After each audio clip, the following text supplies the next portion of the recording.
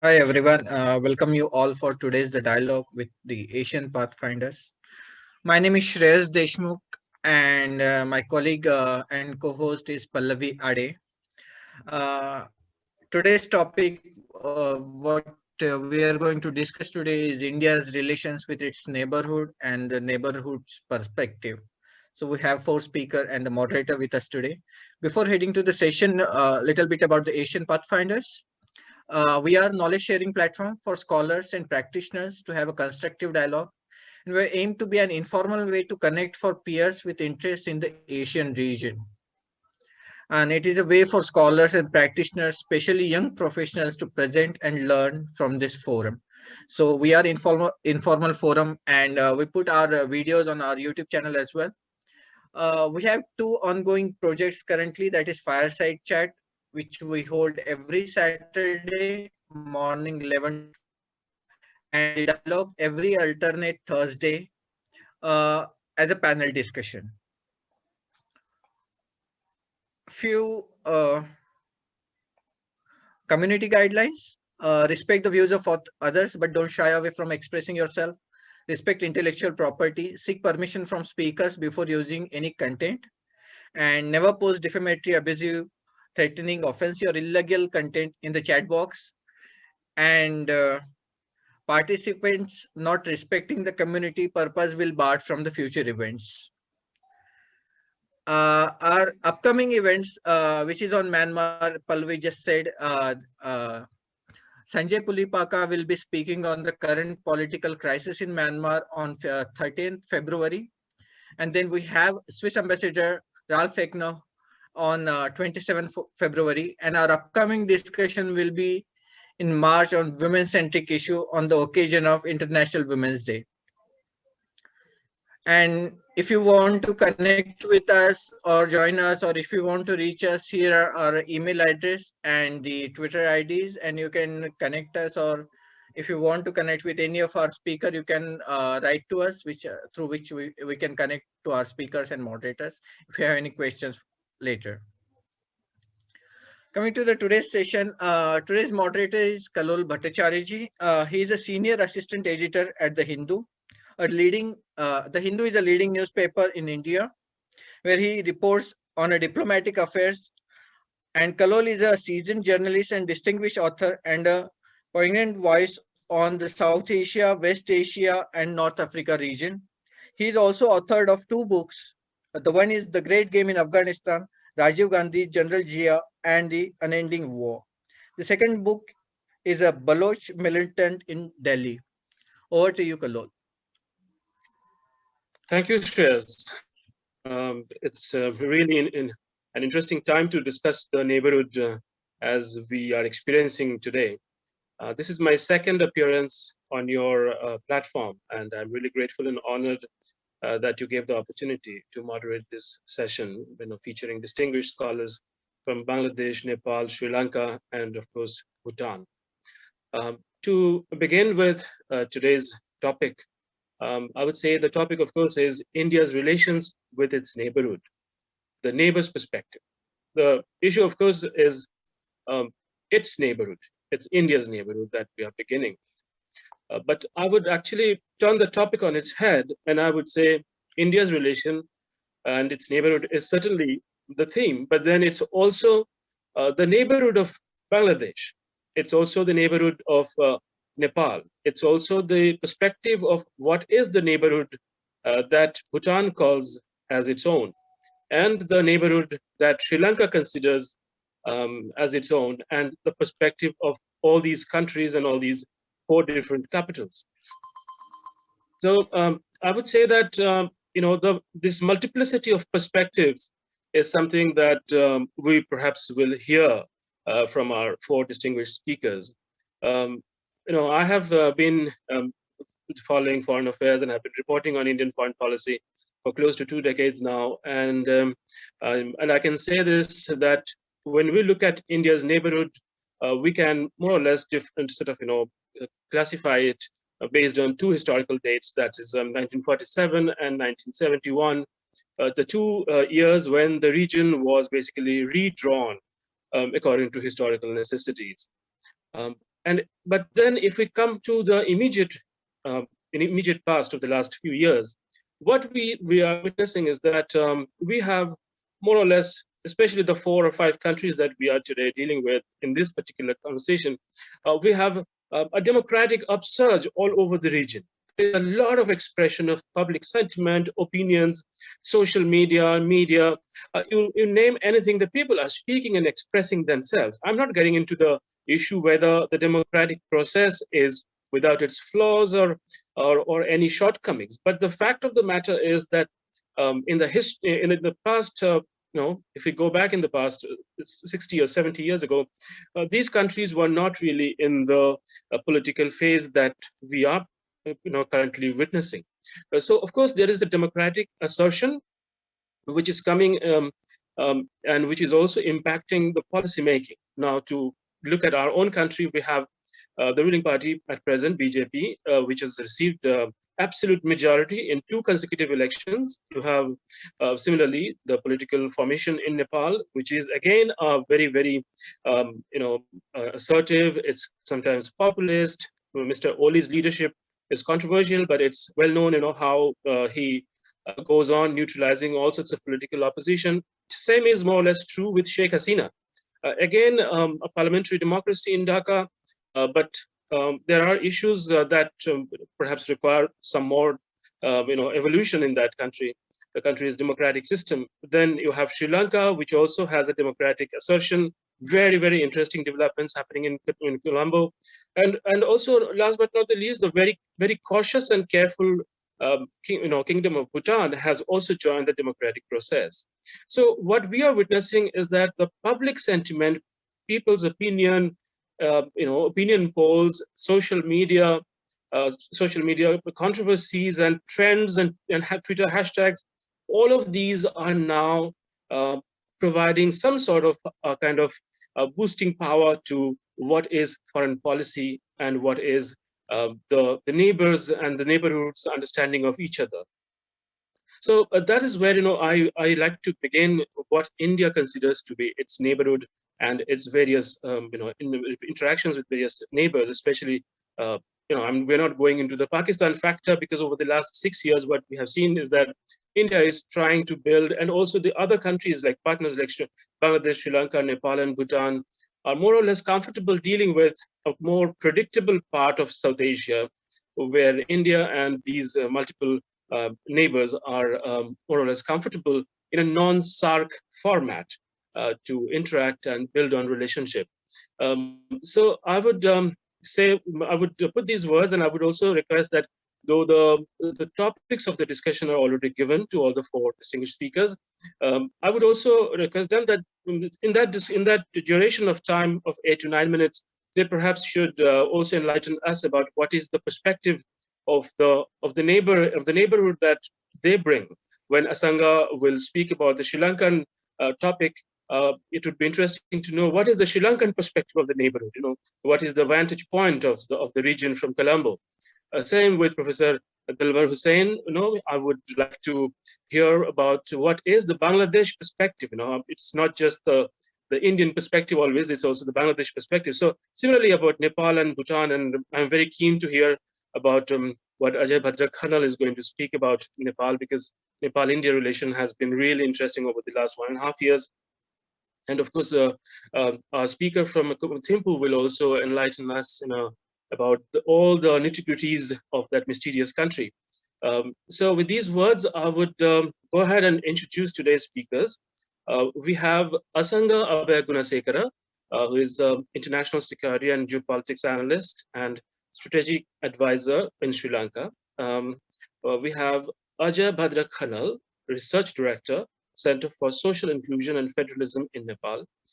We have Dr. Delwar Hossain, Professor of International Relations, Dhaka University in Bangladesh. And we have Gopilal Acharya, who's a writer and a journalist like me, in Bhutan. So with these words, I would welcome you all to this interesting discussion. And I would say that perhaps Asanga could begin his presentation. He's going to speak on Sri Lanka.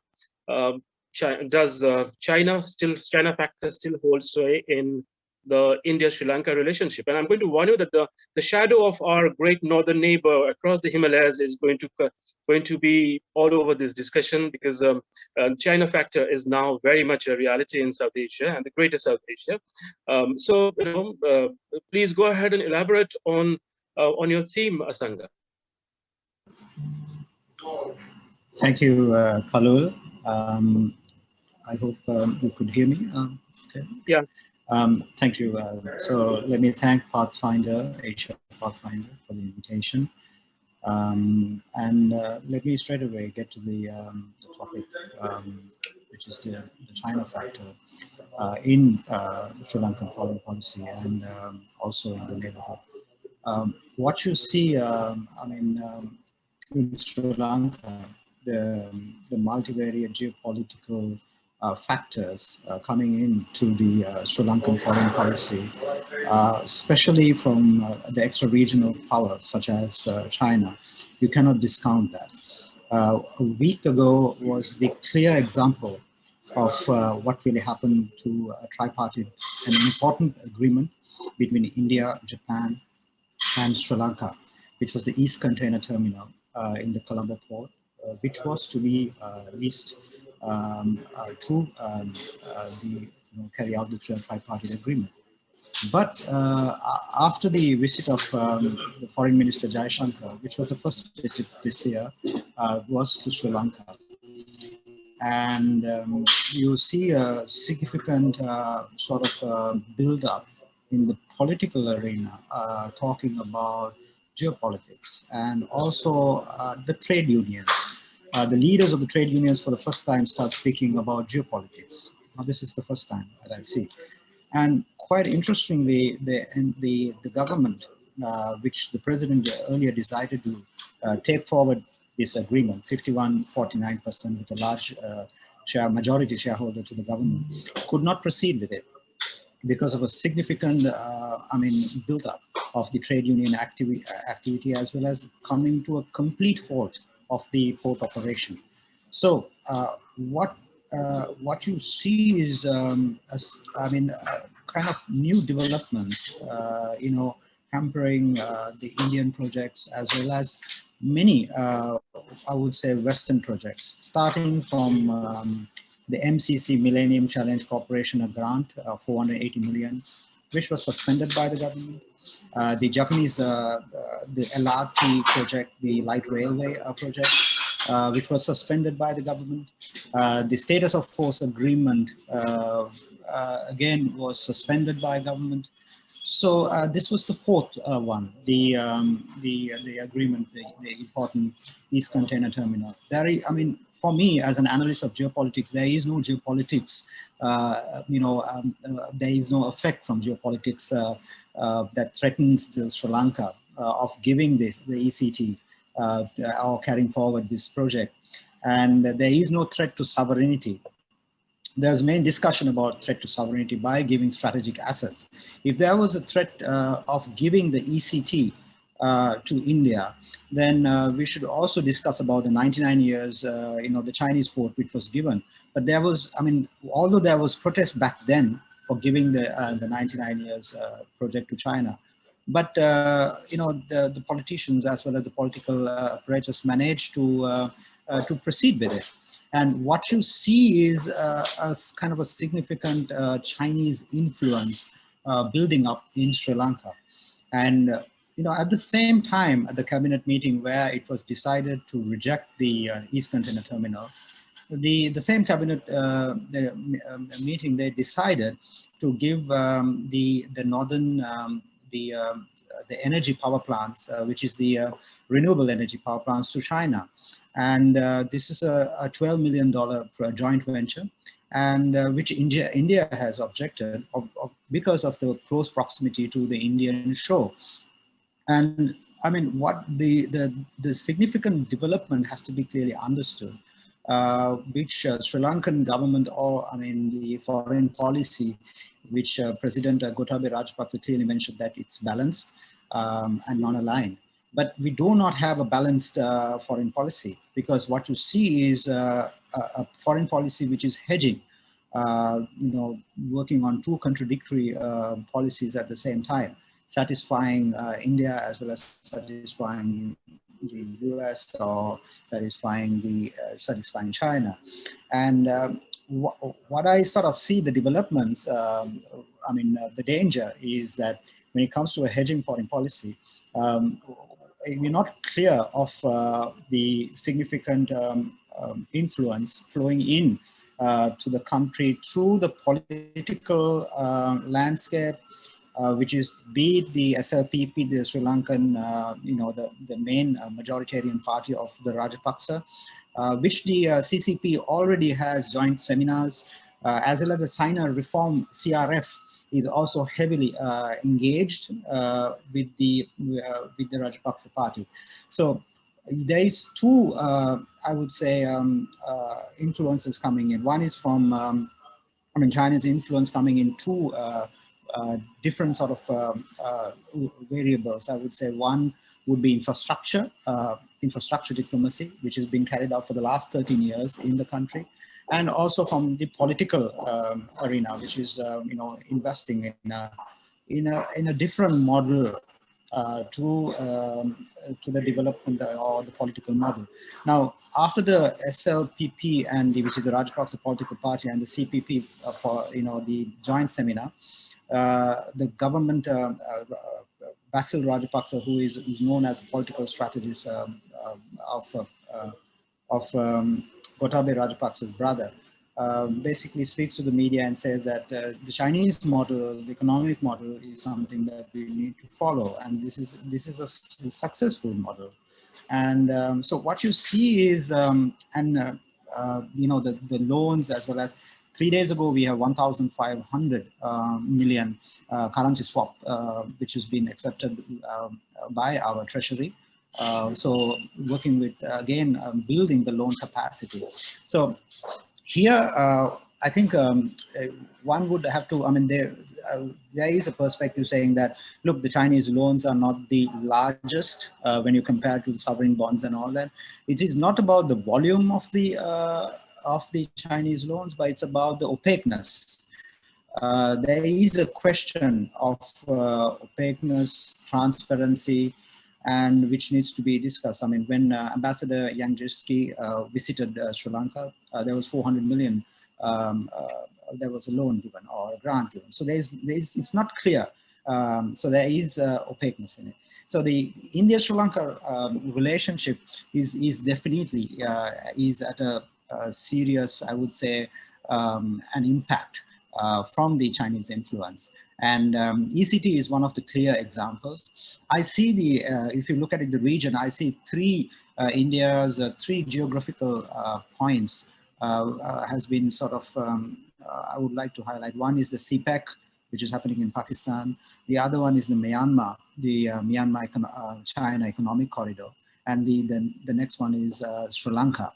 While the other two has land access also, as well as the seafront, but Sri Lanka's geostrategic position is significant and being discussed by many scholars. And here, one would have to sort of, while the minilaterals are going on, there are successful minilaterals, for example, between Maldives, Sri Lanka, and India, which was recently concluded. While those are successes, but you need to see a holistic, a regional security architecture, because or else what you see is like weak nations, more the weaker you get in economic conditions, that you would bandwagon with the the extra regional powers such as China. So while you don't sort of you can't, although you articulate that you have a balanced policy, but you don't have a balanced foreign policy. So rather than choosing balancing, they would prefer to bandwagon, which would threaten the regional security also. So I think I'll leave it there, and yeah. So you sound to be a critic of Colombo's policy options as of now, and that it really is interesting, because that puts you in a course of conflict with the government there, which is of course the role of an analyst, and really well presented that topic, because it has become such a big issue here and we all are watching it very keenly.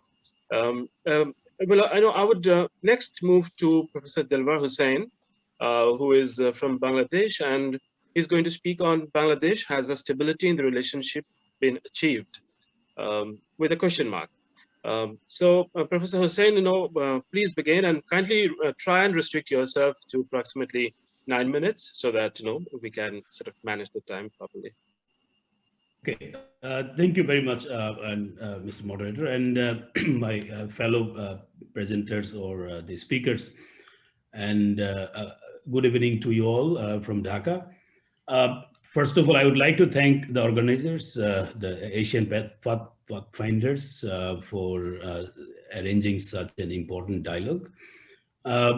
As I understand, I mean, this dialogue is not about discussing domestic politics, because in that case, I mean, we would rather open a very, I would say, a very complex kind of arena. And in terms of domestic politics, every South Asian country has its own baggage under the so-called democracy project.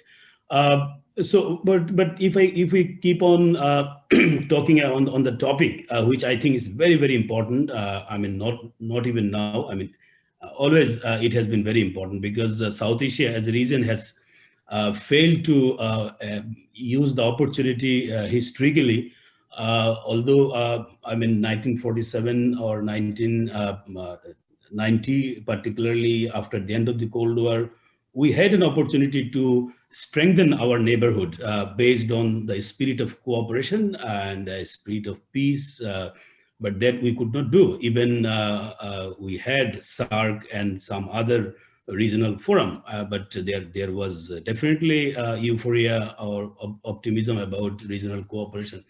But the idea of the neighborhood, I think, is very, very important. I mean, it is not only important for India; it is important for all the countries in the South Asian region. Well, when we discuss Bangladesh-India relations, of course, it is very, very significant for. Definitely, we go back to 1971. The very year when actually the Indian support to our independence had been very, very crucial, and it has been always a source of social capital or a kind of trust between the two countries.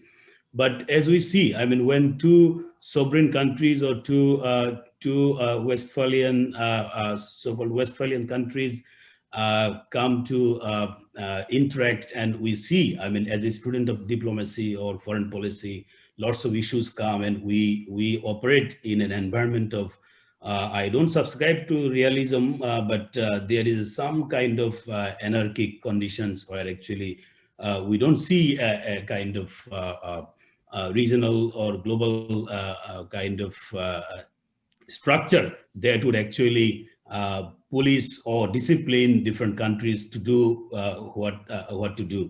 Well, so I think from Bangladesh perspective, Bangladesh-India relations have been enjoying the best of its time, particularly if we consider our relations over the last 40 or 45 years. We know, I mean, Bangladesh-India relations have suffered from different issues, and that's why we call it the relationship has witnessed ups and downs. And I personally think that both the countries have lost years or even decades because of non-cooperation or because of kind of relations that did not actually contribute to bilateral kind of cooperation that could actually achieve a lot of things that we see today, particularly if we go back to last 10 years, both the countries have achieved tremendously on different fronts, multilateral fronts. If I just take the positive aspects of Bangladesh-India relations, particularly when the current regime in Bangladesh came to power in January 2009. So we could see both the countries have achieved a tremendous kind of changes in the positive direction in the security arena, border cooperation. We can definitely mention the resolution of maritime boundary between Bangladesh, India, the border agreement that was signed in 1974, was ratified in 2015. And we have expanded trade and investment cooperation, and we have introduced the very controversial issue between the two countries, that is transit or connectivity. Both the countries are now actually making progress on this area, and energy cooperation, cultural cooperation, and diplomatic understanding has been very strong today. And also, during the last summit, we know both the countries also have signed a defense cooperation MOU. And now we are also enjoying vaccine-related cooperation. Bangladesh has received, like other South Asian countries, vaccines from India, and which is a huge gesture from Indian side. So we have seen a huge kind of progress in Bangladesh-India relations that I consider sort of paradigm shift over the last 10 years. That cannot be compared what the relationship was in the 80s or 90s, or even the larger part of even 2000 decade. And then we always know, the relations between Bangladesh and India also is very complicated because of history, because of asymmetric factors that we have. And also we consider, if we see, as a member of civil society, we could see there is also an element of trust deficit. If we see how people react from both sides over certain issues, including cricket match, we can see still we need to do a lot in terms of filling the gap in trust or in understanding. Although it is always a difficult task for any neighbors. And we know currently both the countries are dealing with some challenges or some issues for which I think the title of my presentation, that is the stability in bilateral relations, has come to the forefront. We know, as a student of IR or foreign policy, there is no perfect stability or perfect relations between the two countries or more. We have seen ups and downs of friendship between or among the countries during the Cold War period and also in the post-Cold War period. Even we know, friends become foes and foes become friends in policy. But I think Bangladesh and India, by and large, are enjoying very stable kind of relations now. But there are challenges, and there are new concerns or some old concerns.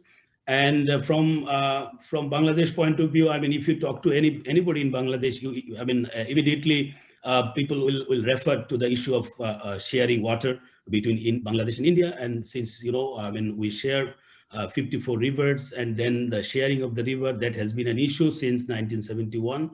And particularly people talk about the signing of the agreement on Tista River. That is an important issue between Bangladesh and India.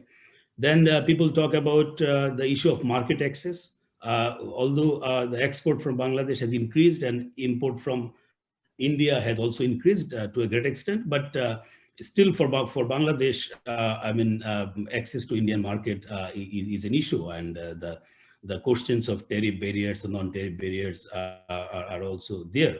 And the border relations have improved a lot, but still the issue of border killing, the issue of that has been an issue not only at the popular level, even at the government to government level.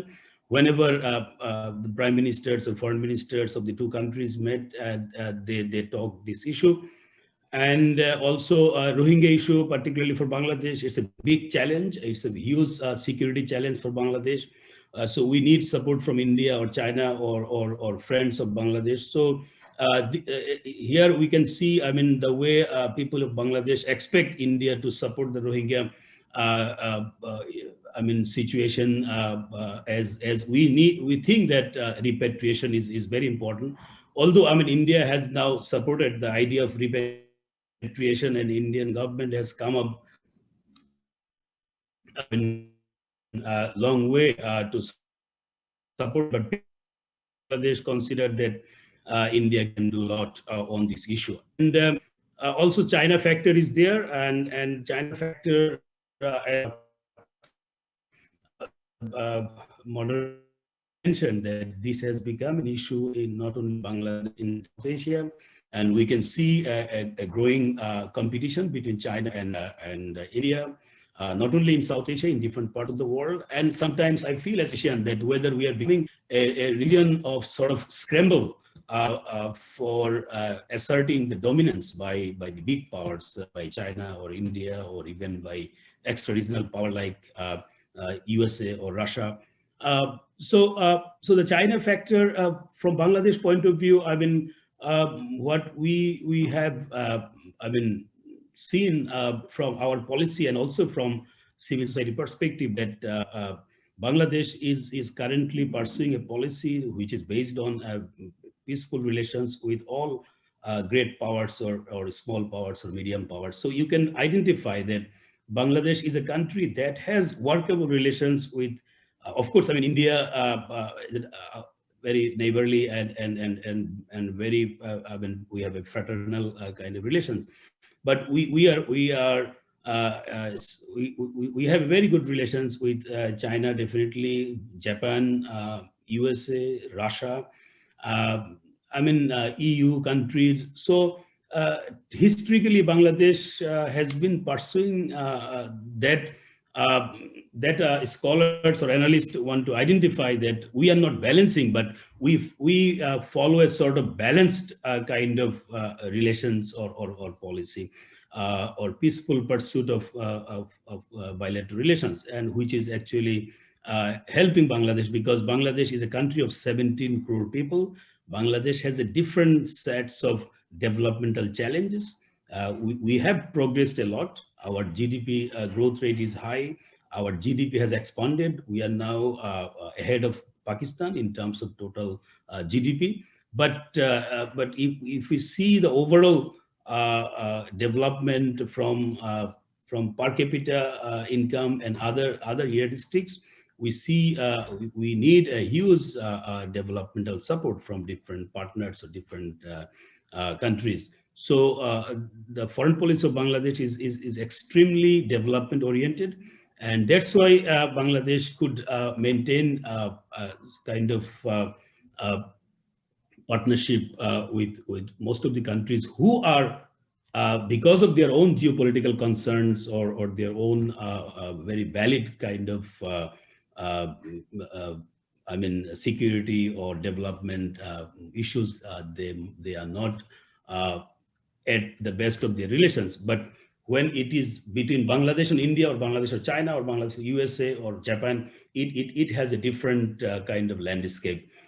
So I mean, Bangladesh, if you see the neighborhood, it is a bit mixed kind of perspective from the people. People of Bangladesh definitely are very, I mean, positive about India on a lot of issues that I have mentioned. On the other hand, people are also concerned about issues that also I have mentioned.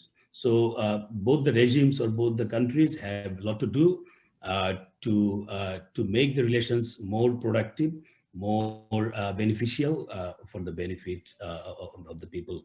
And I think if we just focus on the recent dimension of relations, particularly on the issue of COVID-19 or vaccine, I think and also India's upfront kind of position regarding the Rohingyas, or Rohingya challenge for Bangladesh, I think it is in the right track. But we have to do a lot if we think that we need to develop a neighborhood which is source of peace, cooperation, and friendship at the bilateral and also at sub-regional or regional level.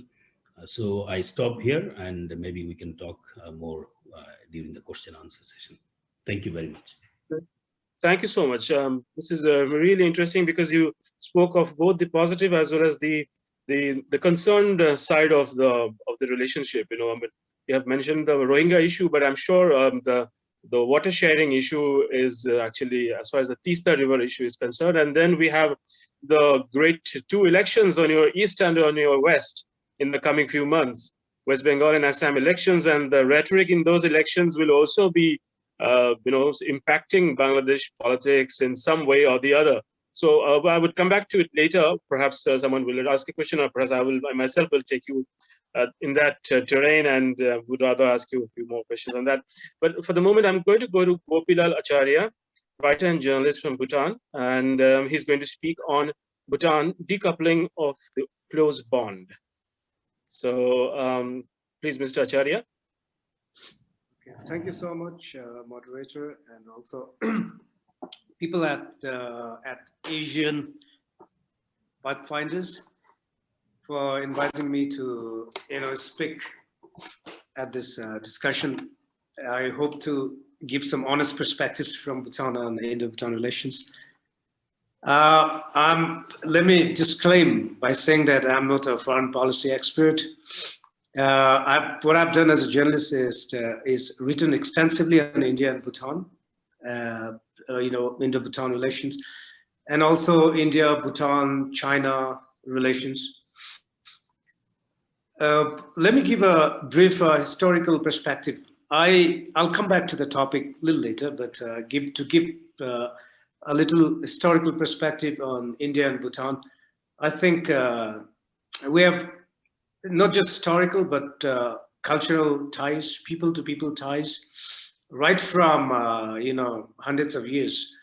Assamese and Bhutanese used to trade for many years, and Bhutan's first interaction with India, in fact, was with people in Assam. So our relations with India actually starts from our doorstep. That's our next door neighbor, the state of Assam. Obviously, we've had contact with the state of West Bengal again, which borders Bhutan. And the formal contact, the formal relations with New Delhi, as represented by the government in New Delhi, I guess was kind of cemented during the visit of Pandit Nehru to Bhutan in 1958. The visit of Jawaharlal Nehru to Bhutan also coincided with China's rapid expansion down south, because in 1959 was the year when China took effective control of Tibet. So the visit of Nehru was a very strategic, visit to Bhutan. And obviously, he arrived in Paro on a horseback with his daughter. What he told the people, Bhutanese people at that time, let me quote here. He said that, what he said was, freedom of both Bhutan and India should be safeguarded so that none from outside can do harm to it. Obviously, he was looking at a very long-term, special bond between Bhutan and India, despite, like someone talked about, asymmetry in terms of size, in terms of economy, whether in terms of geographical size, in terms of economy, in terms of population, in terms of the influence that we have as individual, as sovereign nations in the neighborhood. I think what Nehru was looking forward to was an equal partnership between a very small Himalayan neighbor that could afford India multiple benefits in terms of security concerns, especially given that given China's designs of encroaching towards its south. So obviously in 1961, when Bhutan first introduced its first 5-year plan, that was the time we started modern development, building of infrastructures like road and telecommunications and schools and health facilities. India, by the way, sponsored 100% of the budget for the first 5-year plan of Bhutan. And ever since, over the next 11 5-year plans, India has made substantial contributions to Bhutan's development budget by committing, a huge amount of money to Bhutan for its development. On its part, I think Bhutan has held on to its part of the bargain by being a trustworthy friend. Obviously, I'm going to talk about this a little later. There was also for Bhutan the issue of the 1947, Indo-Bhutan Friendship Treaty that had a clause which, spelled out that Bhutan's foreign relations would be guided by India. And based on this clause between, in the 1947 treaty, India sponsored Bhutan's admission to the United Nations in 1971. Of course, and obviously, Bhutan also joined the Colombo Plan in 1969. And over the years, I guess India has been a steady partner in Bhutan's development. Now, a lot of Indians question this, why should India spend so much money, possibly even, a huge amount, possibly even, bigger chunk than it spends in some of its states. And now this part of the bargain remains unseen. And that's where I guess, the debate, the deliberations, the discussions need to happen. There's a misunderstanding that, many Bhutan-India observers, as well as diplomats, including, David Malone, who has written possibly the most authoritative book on India's foreign policy and its neighborhood. I think in the portion that discusses Bhutan and India, David Malone talks about, Bhutan, the bargain between these two countries being India providing, continuous support to Bhutan's development efforts, and Bhutan being deferent, to India's security concerns and also foreign policy concerns. Now, as Bhutan developed over the years, I think there was a need for the country to come out of India's shadow. Not to say that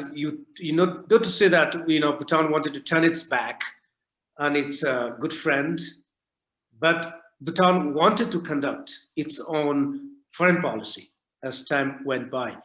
And based on this desire of Bhutan, I guess the two countries came together to revise the 1947 treaty, and a new treaty was signed in 2008, just before our fifth king took over as the next monarch. That happened in Delhi, and the new treaty revised that clause which said that Bhutan's foreign policy would be guided by India. And now it reads more as two countries will work together on the issues of mutual interest. So what happened in 2008 was Bhutan was suddenly free to conduct its own foreign relations without having to worry about what New Delhi might think. So over the next many years, let's say in the last 10 to 15 years, we have established a diplomatic relationship with more than over 50 countries, the latest being Israel and Germany. And of course, in 2012, that was the year when India, especially outside the Indian media, really panicked about the term. Now I would come to this term, decoupling of the closed bonds, which never happened though. In 2012, when our first democratically elected Prime Minister Jimmy Oetenle was in Rio, attending the Rio 20+ summit, he had the very first meeting with his Chinese counterpart at the time, Premier Wen Jiabao. And I think that kind of what a watershed in terms of what has been happening ever since in the last 8 years. The erosion of trust. Dr. Hossain talked about the trust deficit in the region, and I think this is a common malaise. I think a common disease that all Asian countries suffer from. I think we don't tend to trust each other sufficiently. We tend to lick our historical wounds more than actually try to build, new, try to build new bridges of trust and confidence in each other. And it's the same thing possibly is happening in Bhutan when our then Prime Minister met the Chinese Premier. It kind of really rattled the people, especially the media in India, and also diplomats, and maybe the military in the military circle. So what came about from that meeting was a very knee-jerk kind of reaction, which the Indian foreign policy, diplomacy often engages in. It was as if Indians had suddenly woken up from a bad dream, and their last good friend was actually, stabbing them on the back. But I think it was absolutely wrong. The pulse that the Indian media got about Bhutan was totally wrong, and I would say still gets it wrong every now and then. Another case in point, Decoupling in 2017.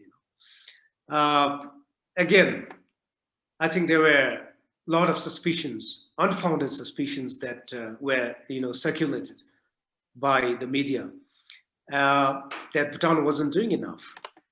But what Bhutan was actually doing enough was that, Bhutan was working closely with India to resolve this issue. In Bhutan, we call in 2017, what Bhutan, followed was what we call the silent diplomacy. As a small, vulnerable country that is wedged between two giants, it becomes imperative for Bhutan to be extremely careful, and for our diplomats to be extremely careful in voicing out, the national position in terms of our relations with India and with China as well. Now, with India, it becomes even more sensitive because of our special bonds. So that's why I wouldn't agree that there has been any decoupling of the bonds. In fact, from our own observations, in the past 10 years, I think our engagement has only deepened, both in terms of, in terms of our trade. India remains and will continue to remain our biggest trading partner. In terms of hydropower cooperation, which is at the heart of our friendship. In terms of people-to-people contact, in terms of other development partnerships, in terms of continuous support that India has provided, and on the other hand, in terms of the bargain, the Bhutanese side of bargain was has been to be cautious about India's security concerns. Obviously, if you look at, what Bhutan has done is, in terms of, I think we have shouldered India's security burden for a very long time, along a very long, more than 600-kilometer border, as a buffer state. And I guess we have saved a lot of money for the Indian government in terms of military hardware and infrastructure that would have been otherwise had to be put up along the border. So that's the unseen part of the bargain that Bhutan, I think, has abided by and continues to, respect. From my own perspective, no matter what government, new government, no matter, what government comes into power in Bhutan, Bhutan's foreign policy framework related to India will continue to remain the same, and that of, I guess, a good friend. Now, from the Indian side, my issue as a journalist, by the way, I was in December 2018, I was in Delhi, and I talked to some people, some senior journalists from Indian newspapers at the press club in Delhi, and I was telling them the same thing. There's need for Indian journalists to really gauge the pulse in Bhutan in the right perspective, see? There's a lot of, I think, unfounded suspicions that is being spread by the Indian media. And by the way, the Indian people get their information about Bhutan from the Indian media. So if the journalists themselves, I think, peddle in misinformation or in wrong information, I think that's going to harm. That might possibly lead to decoupling over time, because that will give rise to anti-India sentiments, you see. In Bhutan, I think Bhutanese have a lot of goodwill for the Indians, for India as a country, for Indians as our good neighbors, as a lot of our politicians would say, as our elder brother, you see. Because for Bhutan, Bhutan has been able to stand on its own, has been able to, make it in terms of development effort. It's become what it is today because of a lot of Indian support. And I think, in a very truly Buddhist point of view, such a goodwill and such a generous gesture will always be responded with an equally generous and, good gesture. This is something Indian media fails to understand. And every now and then, whenever there's an issue of Chinese influence, which, is absolutely untrue. That's why Bhutan didn't attend the Belt and Road Initiative in Beijing in 2017, along with India, the only two South Asian countries, in fact. That's why, you have to wrap up a little bit faster. Yeah, okay. So that's why I think Bhutan continues to engage very meaningfully with India. And from my point of view, let me just, I might be able to talk about other things later, but there's no decoupling as such of the bonds. From my point of view, I think that has been deepening of the bonds over the last 8 years. Oh, okay. So I think you came very close to being an internationalist, because by passionately asking everybody to discard suspicion and other real political concerns, you have really reached out across the mountains and asked us to go for internationalism, which is something that South Asia requires right now. Very, very well presented. I would next go to the most interesting country in the region right now, and also one of my always eternal favorite, Nepal. Ajaya Bhadra Khanal, welcome, sir. And you are the research director, Center for Social Inclusion and Federalism in Nepal. Your topic is Nepal, open borders, but not so much an open relationship anymore, with, of course, a question mark. So, Mr. Khanal, please go ahead and elaborate on the idea. Thank you, Kalol, and thank you, Asian Pathfinders, for this opportunity. Nepal has about 1,800 kilometers border with India, and the open border has become a symbol of a special relationship with India. But lately, what's happening is that a lot of people in Nepal and India are now calling for the border to be closed. Then there is also the amplification of anti-India sentiments in Nepali society, as well as a sense that Nepal is growing closer to China. Together, all these different phenomena are taken as signs that Nepal does not have an open relationship with India anymore. Of course, there are issues like the vaccine diplomacy, which is a late phenomena, shows us that our perceptions can change very quickly. And my take is overall is slightly different. The problem with Nepal and India relationship is not that the relationship has changed, but that it has not changed enough. The apparent conflict in Nepal-India relationship has emerged because our foreign policies have not changed with the times.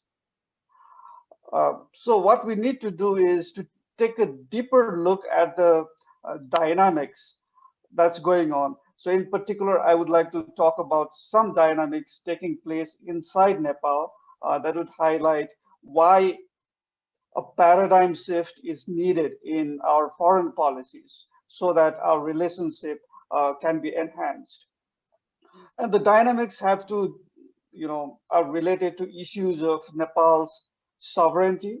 So it's well known that Nepal's survival as a nation state and its foreign policy are connected. What has happened is that Nepal historically has tried to balance India against China in order to promote its sovereignty and to survive. Another dynamic is the relationship between Nepali nationalism and the different identity groups in Nepal. There are multiple identity groups, but Nepali nationalism, as many people claim, represents only one certain group, that is the Hindus of the hills. And it does not represent all the ethnic groups, religions, or even Hindus of the plains. So a central contradiction was that until recent years, Nepal's ethnic groups and communities were not integrated or connected to each other horizontally. As you know, Nepal is a very elongated kind of horizontally shaped country. So north-south, the distance is very short, but at the same time, east-west, the distance is long, and many communities living along this horizontal line were not communicating or integrated to each other. They were connected through the plains and mostly through India. So both our economy and our society was connected through India historically. And in recent years, what Nepal has done is try to connect these groups, for example, by building mid-hill highways. So that's another kind of interesting dynamics. The third dynamics is the relationship between political ideologies and their influence on political relationships. So since 1950s, Nepal has had two dominant ideologies. One was communist ideology represented by all these different communist groups, and another was the more democratic socialist ideology. And the third was, of course, the royal regime, the monarchy. And even now, there are a lot of people, almost half the country, socialized along communist culture. And of course, we know that the Maoist revolution was part of this culture. And a lot of people socialized in communist culture find it difficult to like India or the United States. So that's our historical baggage. The fourth dynamics is the nature of actual cross-border relationships between the people. For many people living in the hills and southern plains, a border with India does not exist at all. People's lived experience, their livelihoods, and the cross-border relationship is vastly different from the political border and the way in which politicians and the state is managing the border.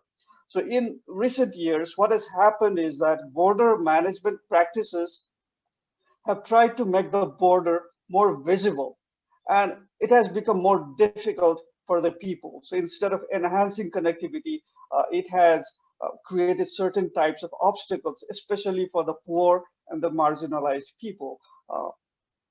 So the gap between people's lived experience and state-centric policies is also apparent in coverage by the media. For example, if you look at media coverage of Nepal relationship with Nepal in the Indian media, you would find that Nepal-India relationship, and especially the border, is rife with crime, human trafficking, floods, smuggling, terrorism, and border disputes, and of course, Nepal's growing proximity to China.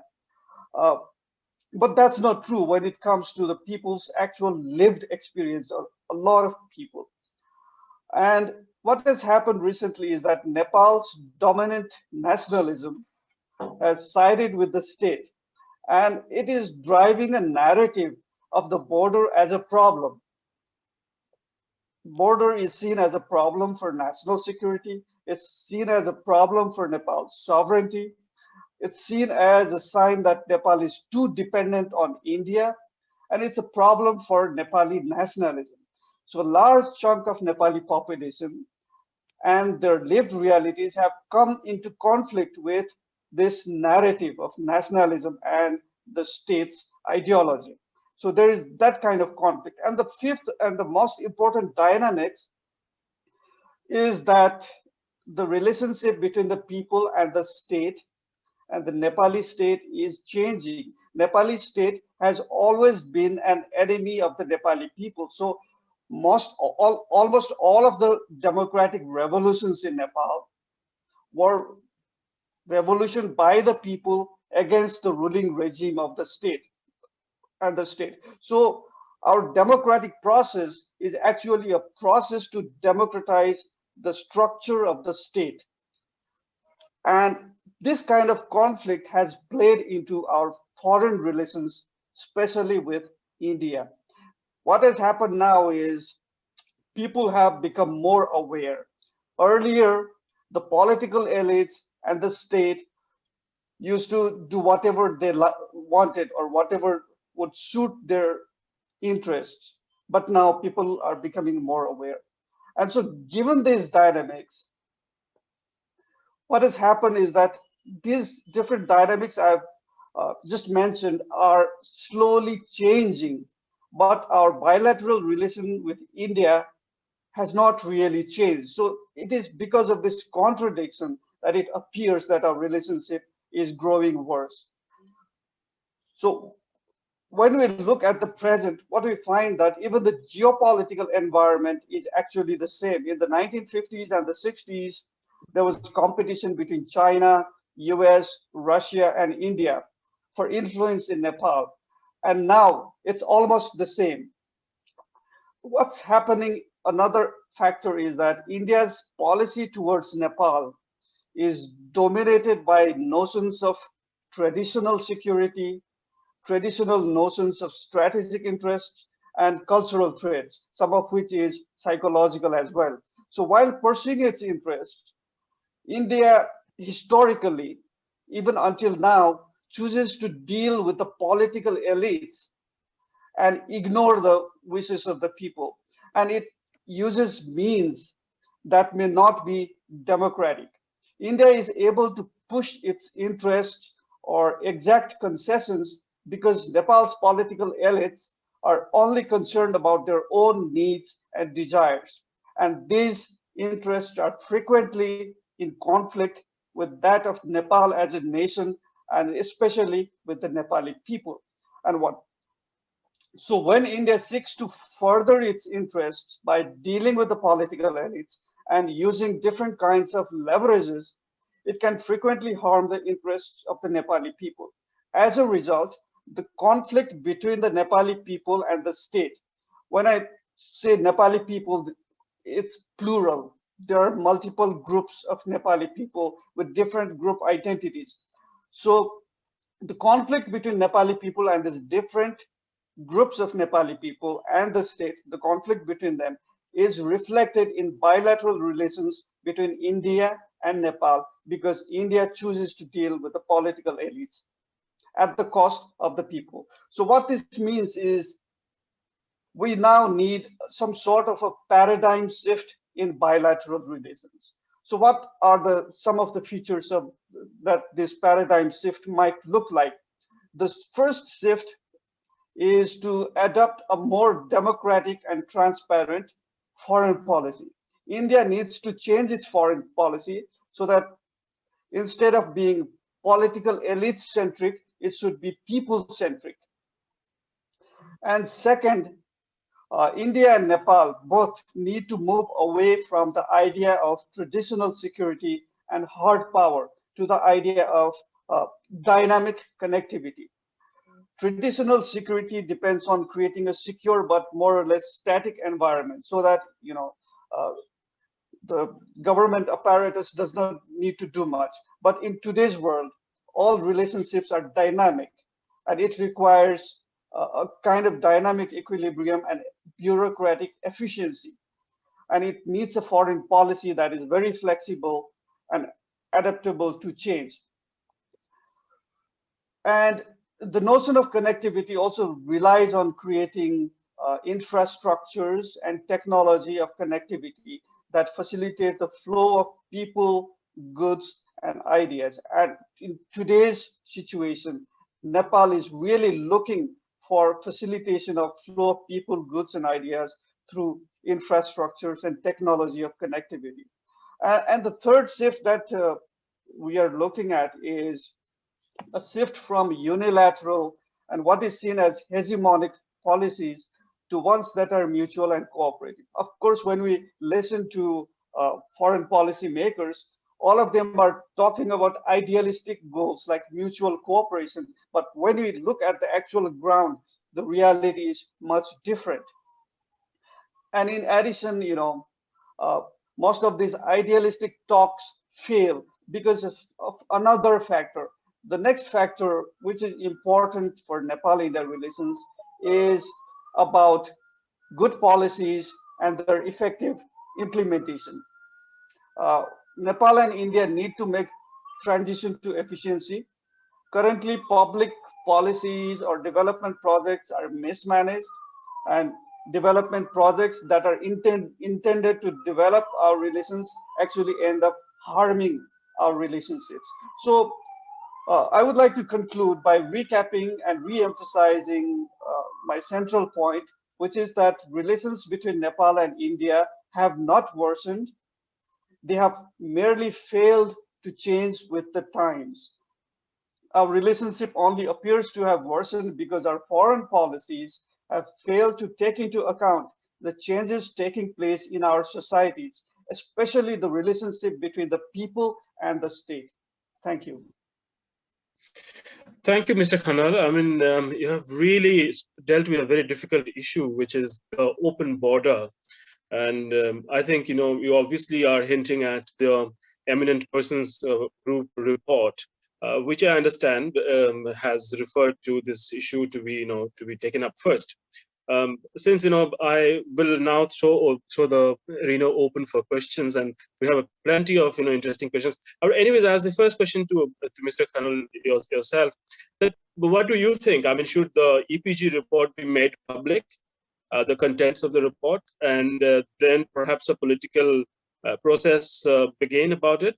Because the report has not been submitted to the Indian Prime Minister so far.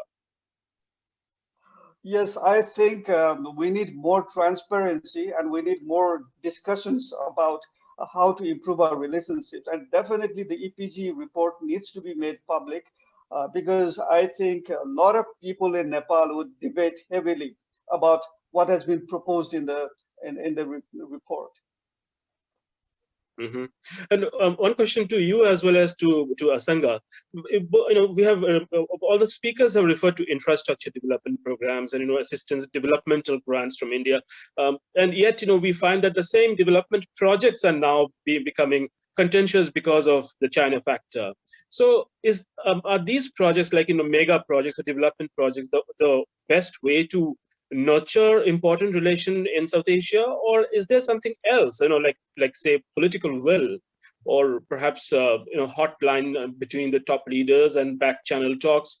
What is the best way to nurture relationship with key players in these countries? Asanga can also jump in. Okay. I'll just be very brief. I'll just take 1 minute. I think the problem between development cooperation between India and Nepal regarding these mega projects is twofold. First, all of these mega projects may not be beneficial. So there is a lot of discussions and debates and differences in opinion among people in Nepal about whether it really serves the interests of Nepal or it only serves the interests of India. And the second aspect comes to the question of the opacity of the projects, as Asanga was also talking about Chinese investment in Sri Lanka. The primary problem was not of finance or even debt, but that of its nature. It's very opaque, and it promotes corruption and misgovernance, especially in Nepal, and it's particularly true about Chinese-funded projects. Asanga? I think, yes, I can agree with Khanal on this, as well as, I mean, the opaqueness is one thing of the Chinese project, but what you see at the Indian projects, which has been hampered by, I mean, such as the ECT, which I explained, while the infrastructure projects are important for developing nations like Sri Lanka, you would need to sort of also invest in minilaterals, which I mentioned earlier. So, because since we don't have a regional, a proper sort of a body to talk multilateralism, such as SAARC, then the absence of it makes it so minilaterals important. So the achievement what we had in Colombo with Ajit Doval and President is significant, because what happened was I mean, there was a personal friendship which both of them had, was institutionalizing that in a sort of a trilateral security agreement. So what you need is to institutionalize more of these agreements, more minilaterals, which would help to even to strengthen the democratic fabric I mean, of the region. I see a significant threat flowing into the democracy. I mean, you see this during the pandemic and the post-pandemic. So especially in this part of this time. So it's important. Infrastructure is important. I mean, also preserving the democratic values as well as investing in political models which we have in our nations is really important. I have a question from Pranali, and she has an interesting question, which is she's seeking, it's an open question to all panelists, and she's asking your opinion on the balance of power between India and China, of course, in South Asia, and how the trust deficit that we have discussed, whether it is between India, Bangladesh, India, Nepal, or India, Sri Lanka, sections of Sri Lanka, or even in India-Bhutan relation, how the trust deficit plays out in this balance of power as China becomes a factor in South Asia. All four of you can go ahead and deal with it.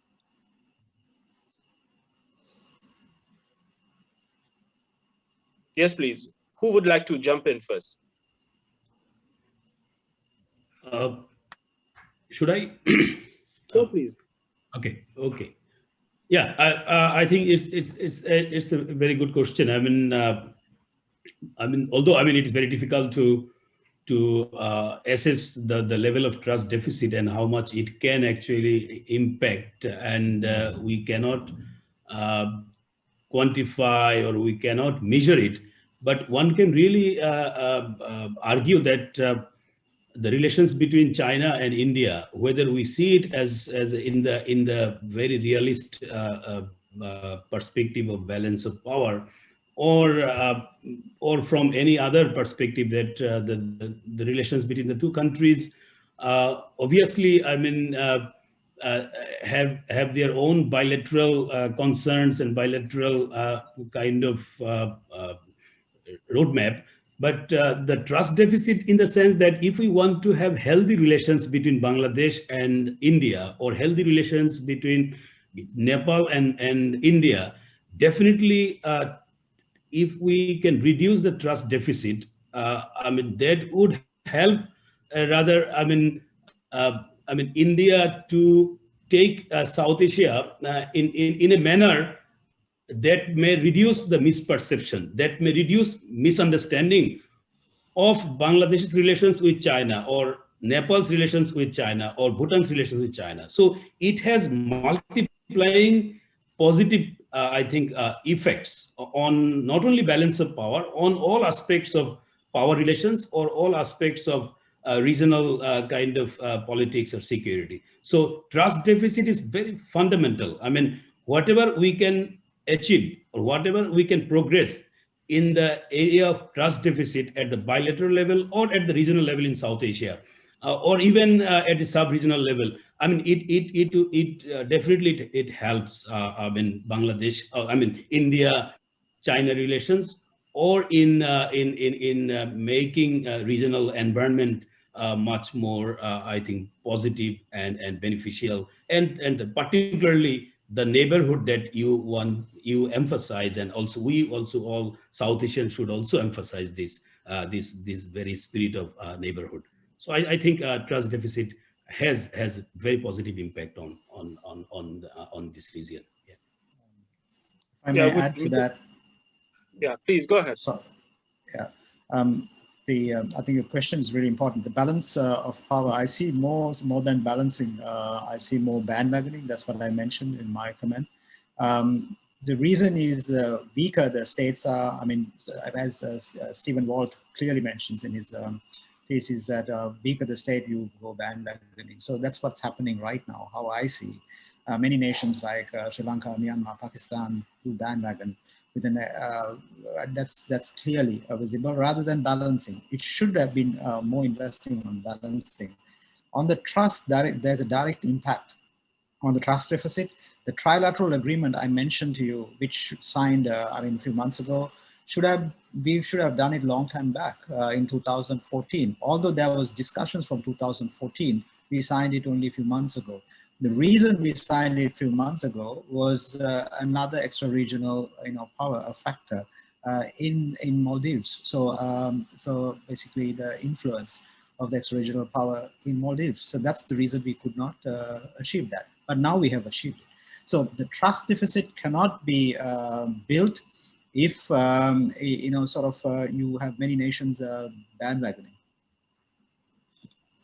Yeah, but Mr. Acharya, well, please go ahead, Mr. Khanal. Yeah. Yeah, I just want to add one more dimension to this question about trust deficit. I think, when we look at this issue of trust deficit, there are other dimensions related to the question of populism and political ideology. So it's not just trust deficit cannot be improved unless there is, public opinion is shaped. But at the same time, the primary obstacle to shaping public opinion is what is called populism and the vested interests of political groups and their incentives, which is very opaque and it shapes populism. So it's not very easy to sort of improve trust deficit.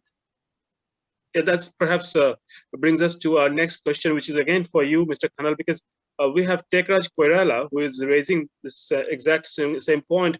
He says views on Nepali media narrative on India and how it has been impacting Nepal's foreign relation with India, because Nepal has very vibrant electronic channels, and I think he's referring to the impact or the influence that these channels and these media outlets have on decision making by say Prime Minister Oli and his team. Can you please go ahead and tell us something about it? Yes, there is this kind of very strange feedback loop between populism and new media that are dependent on audience. So what we have in Nepal is a phenomenon of electronic media. YouTube channels are the central medium that shapes public opinion. It's not the mainstream media. Mainstream media lag behind when it comes to issues, especially controversial issues like MCC, relations with India, vaccine, relationship with China. So what we have is this very strange phenomenon that's seen throughout the world: misinformation, ideas guided by vested interests. We don't know where the money is coming from, where the motivation is coming from, and it's very strange. We need to study more on that actually. I'll bring the China factor and South Asia, well, that's SARC, for a moment, and would tie it with a question that's asked by Tanishq Saxena. He's asked about your opinion on China wanted to create SARC minus India. What do you people think about it? That what is there a space for China in SARC, or did China try to create a kind of a regional relationship structure while keeping India out? Would Mr. Acharya like to enlighten us on this? Actually, I'm hearing this for the first time, because I think there's absolutely no way that China can create a SARC minus India. SARC has been highly dysfunctional body ever since its invention in 1985. I think all of us know that. Over the years, what's happened, again, the geographical asymmetry has played a big role in terms of, I guess, India's leadership. See, this is something that I want to talk about about the question before this, on the trust deficit. India's leadership in the region has been rather weak. I think India has failed to take advantage of its economic power, its, the geographical, I guess, jointness. It's, it has basically failed to amalgamate, galvanize its little neighbors to its own advantage. And thereby, over time, I think if you look at all the smaller neighbors have felt very uneasy with India and its leadership. There have been times, with all the small neighbors, turning against India on one or the other issue. So my own feeling is that same thing happened in SARC. I guess now there was the Pakistan factor in SARC. We shouldn't forget, of course. I guess SARC's successes were limited by a lot of the challenges that came about because of Indo-Pakistan issues. Obviously, Pakistan was in favor of bringing in China, which enjoyed an observer status for some time. So China did want to Pakistan did want to bring in China in SAARC, and that would have been a bigger disaster, obviously. The fact that we're not moving ahead as a regional body, even in absence of China, itself is a big issue. And now having China in, obviously, among the SAARC member states, the countries that enjoy probably the best relations with China are Nepal and Pakistan, and then probably comes Sri Lanka and Bangladesh. The list, I think Maldives and Bhutan have not have that kind of engagement with China. And then you look at BIMSTEC. There was another opportunity for India to display and convince its neighbors about its leadership. BIMSTEC never moved forward. Despite being created in 1994, it took up until 2014 to create a secretariat for BIMSTEC in Bangladesh, in Dhaka. So I think this is something for the Indian government, Indian foreign policy, makers, as well as Indian think tanks and the foreign ministry, the South Bloc, to think about where has India gone wrong in terms of managing its relationship and giving trustworthy leadership to its smaller neighbors in the region. And that's where China sees the opportunity and has seized the opportunity through its, BRI projects, the debt diplomacy that it has, spread across not only Asia, but also in Africa and other, weaker nations. So I think there's a big opportunity here, as well as a challenge for for India in the coming years. Not only to counter China's influence in South Asia or in other areas of India's interest, but also, I think, in terms of shaping a leadership that brings in regional trust at the core of it. So that's my feeling. All right. So I think we're going to take a couple of questions, and we have approximately 10 minutes more left. I'm going to take this question from Amrita Saha. Can you all hear me? Yes, Kallol, we can. Okay. So Amrita is asking that what is the likely stance of Bangladesh government steering away from Huawei across strategic sectors like defense and telecom in the upcoming critical programs? So the main issue is Huawei, the giant in the room, and I would ask Dr. Hossain to elaborate on this, what he thinks of Huawei, and others may also join the discussion after Dr. Hossain has elaborated this point. Well, thank you again. I think I have very limited knowledge about this technical matter, Huawei, but so far I understand. I mean, this Huawei issue is basically constructed by the USA under Donald Trump administration and former president of the United States. I mean, the involvement of Huawei in the USA or in Canada or in the Western world, I mean, suddenly became a security issue. I mean, this has been totally constructed. I don't see, I mean, technology is something which is a matter of convenience. I mean, it has no border, nothing. So if it benefits India or benefits Bangladesh or Nepal or Bhutan or any country, I think, I mean, every country has the right to use those kind of technology. So I don't see any problem by using technology from India or from any other country. I mean, if it benefits and if it doesn't fringe or I mean impinge the kind of security or other things. But that is again, I mean, we know, I mean, as students of IR or foreign policy, I mean, sometimes things become I mean, source of insecurity because of the change of regime or change of leadership.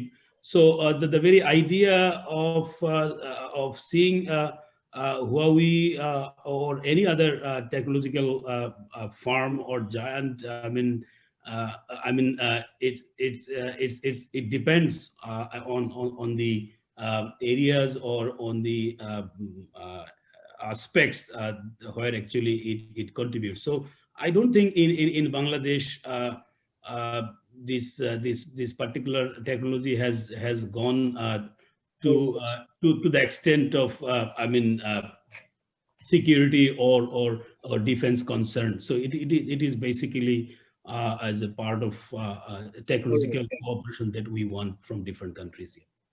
Yeah, thanks. But since Huawei has a role already in Nepal, at least there is an agreement with one company in Nepal, that's perhaps the Chaudhary Group, which did not take off.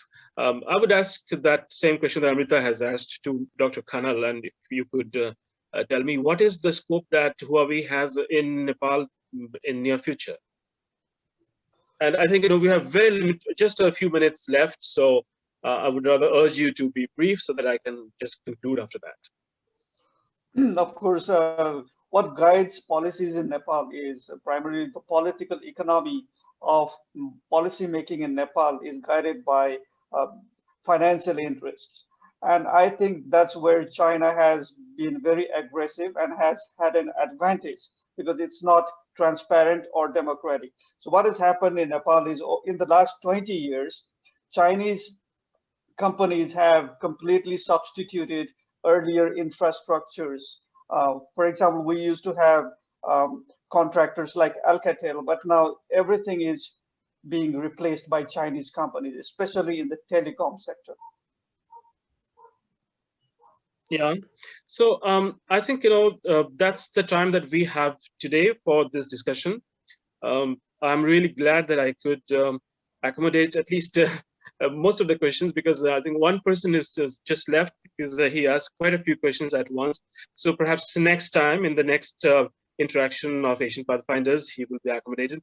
So thank you so much, ladies and gentlemen, because this has really been an elaborate discussion on so many aspects of these 4 countries and of course India, and their perspectives and what is the Indian necessity and Indian reality that has come to the surface.